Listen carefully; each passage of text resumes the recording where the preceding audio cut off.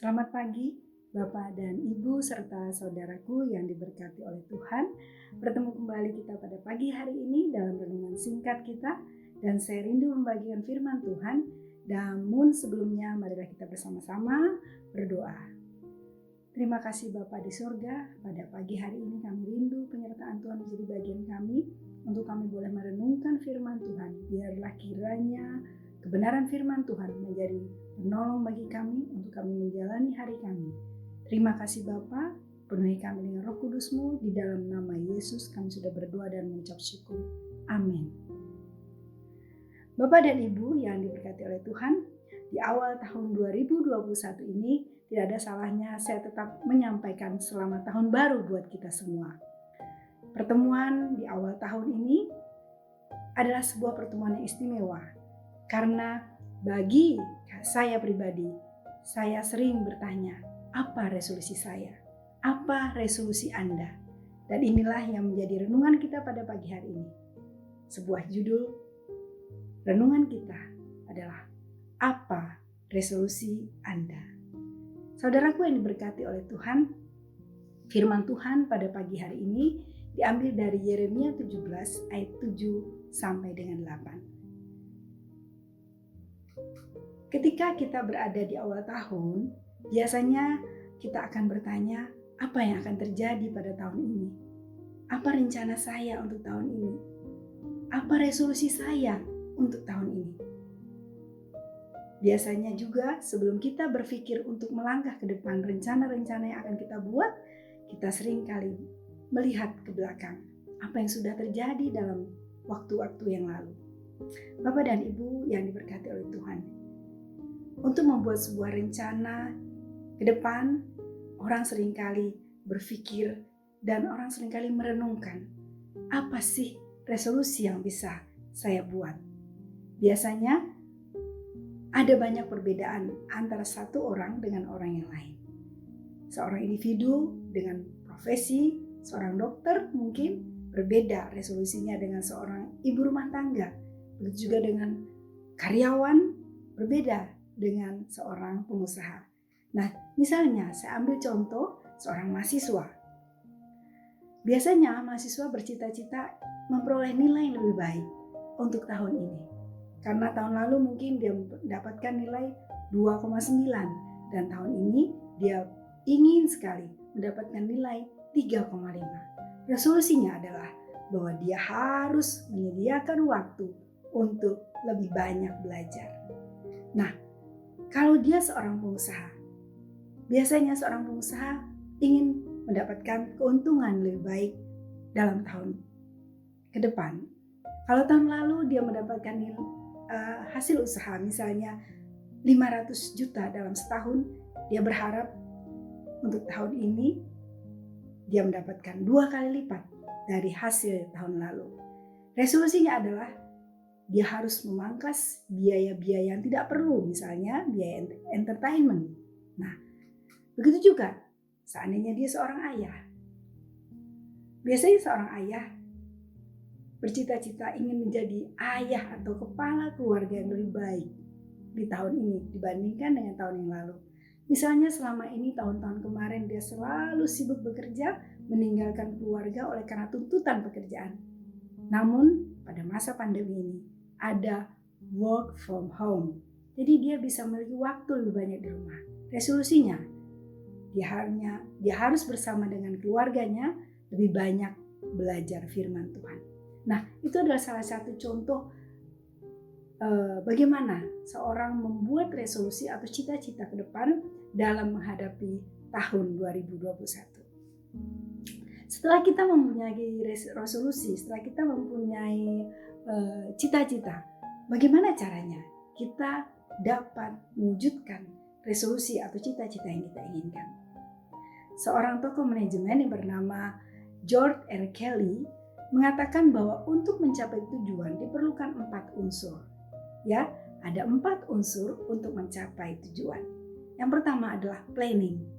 Planning itu adalah sebuah perencanaan. Yang kedua adalah organizing, yaitu sebuah pengorganisasian, pengelompokan.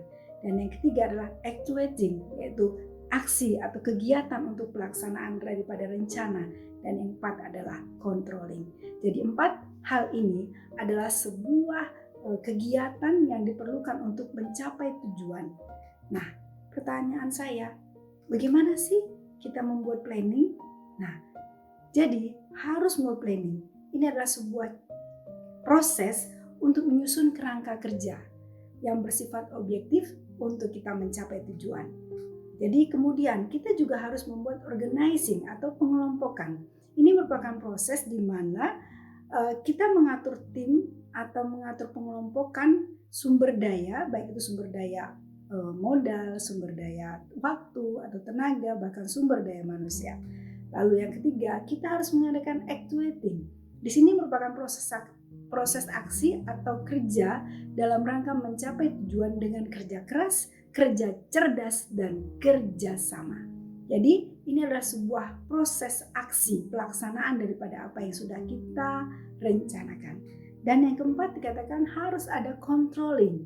Jadi controlling adalah merupakan sebuah proses pengawasan terhadap pekerjaan atau rencana, termasuk di dalamnya adalah evaluasi untuk melihat apakah tujuan telah tercapai dengan proses yang benar. Karena seringkali terjadi tujuan didapat tetapi dengan cara yang salah. Disinilah fungsi kontrol diperlukan. Misalnya seorang mahasiswa yang tadi dikatakan ingin mendapatkan nilai yang lebih baik, ya, dia sudah mendapatkan nilai yang lebih baik dari yang 2,9 menjadi 3,5. Ternyata hasil yang diperoleh itu bukan didapatkan dengan kerja keras tetapi dengan menyontek. Nah, ini adalah sebuah contoh di mana tujuan didapat dengan cara yang salah. Nah, kemudian contoh yang lain, ketika seorang pengusaha dikatakan ingin mendapatkan laba yang lebih besar pada tahun ini, ternyata memang dia sudah mendapatkan laba yang lebih besar. Cuman laba itu diperoleh dengan cara menggelapkan pajak. Nah, inilah salah satu atau fakta di mana sebuah tujuan tercapai namun dengan cara-cara yang salah. Kita sering mendengar, oh dia sukses, tetapi di balik kesuksesannya kita melihat bahwa cara-cara yang dilakukannya adalah cara-cara yang tidak benar. Saudaraku yang diberkati oleh Tuhan, firman Tuhan buat kita semua pada awal tahun ini untuk menjalani resolusi kita adalah diambil dari Zakaria 4 ayat 6. Bukan dengan keperkasaan, bukan dengan kekuatan, melainkan dengan Rohku, firman Tuhan semesta alam. Jadi inilah yang dikatakan oleh Tuhan, apapun yang Anda dan saya lakukan tidak akan pernah berhasil kalau hanya mengandalkan kekuatan kita sendiri, kalau hanya mengandalkan kekuatan manusia. Tetapi dikatakan, melainkan Rohku yang akan mencapainya. Andalan kita dalam menjalani resolusi tahun 2021 ini adalah hanya Tuhan dan hanya Tuhan saja. Saudaraku yang diberkati oleh Tuhan, orang-orang yang mengandalkan Tuhan memiliki janji yang dapat dipegang, yaitu dalam Yeremia 17 ayat 7-8. Dikatakan, diberkatilah orang yang mengandalkan Tuhan, yang menaruh pengharapannya kepada Tuhan. Ia akan seperti pohon yang ditanam di tepi air, yang merambatkan akar-akarnya ke tepi batang air, yang tidak mengalami datangnya panas terik, yang daunnya tetap hijau, yang tidak khawatir dalam tahun-tahun kering, dan yang tidak berhenti menghasilkan buah. Sungguh indah janji Tuhan bagi kita ketika kita mengimani janji ini. Kita akan merasa damai ketika Tuhan punya janji itu kita pegang dengan teguh. Sebab apapun resolusi kita, sehebat apapun resolusi kita, sebagus apapun manajemen kita yang sudah kita buat sesuai dengan prinsip manajemen yang baik mengikuti pola planning, organizing, actuating, bahkan controlling. Jika tanpa mengandalkan Tuhan, maka tidak akan pernah berhasil. Jika tanpa mengandalkan Tuhan, maka tidak akan sukses. Semua akan zonk. Dan yang menjadi doa Anda dan saya adalah semoga di sepanjang tahun 2021 ini kita bersama-sama hidup dengan mengandalkan Tuhan. Kita bersama-sama hidup dengan mengandalkan Yesus. Kita bersama-sama hidup dengan mengandalkan Roh Kudus. Jadi, apa jawaban kita ketika ditanyakan, apa resolusi Anda di tahun 2021? Kita menjawab, mengandalkan Tuhan itu adalah resolusi saya.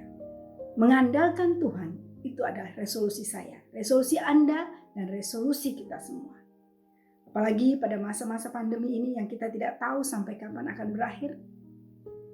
Sebab dikatakan pandemi ini diperpanjang sampai tanggal 8 Februari yang akan datang.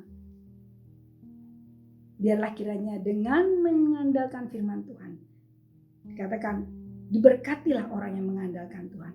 Maka apapun yang terjadi, walaupun pandemi ini masih belum tahu sampai kapan berakhir, tapi kita memiliki berkat kesehatan, tapi kita memiliki berkat kecukupan ekonomi, dan kita juga memiliki damai sejahtera di hati kita.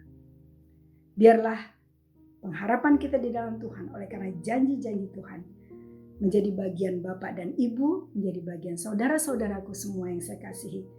Dan di tahun 2021 ini biarlah kita mengalami berkat-berkat Tuhan oleh karena kita selalu mengandalkan Tuhan. Tuhan Yesus memberkati. Sekali lagi saya sampaikan selamat tahun baru. Haleluya. Amin.